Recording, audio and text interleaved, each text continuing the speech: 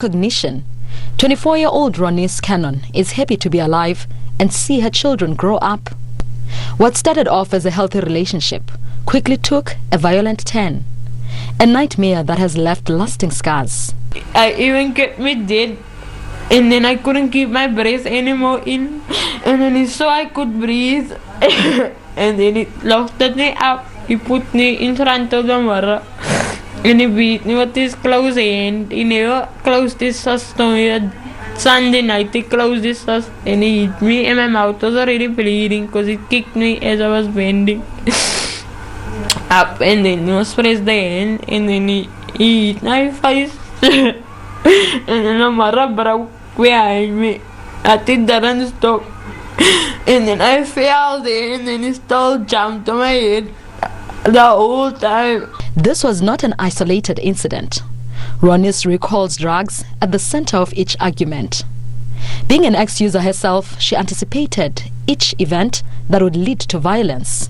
He gave the tuck and we loaded one bulb to for us to smoke out of. And his brother also now insisted, and then he said no to his brother. And his brother went on because he's smoking and he injected, you see. And he didn't give anything to his brother.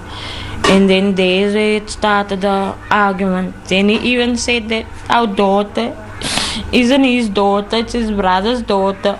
The alleged perpetrator has since been arrested, but the victim's mother wishes that her daughter could also get rehabilitated. My plea is, I heard about the rehab. I want Ronise to finish her matric. That is my wishes. And I want her to be a mother for children, because this was now really an unfit mother. This is one of many violence cases plowing this community and attributed to drug abuse. The usage of drugs is high in our community, so people use it often. It has a big influence. They behavior change, and they tend to abuse, they're aggressive, and they feel that this drug is the only way to solve the problem.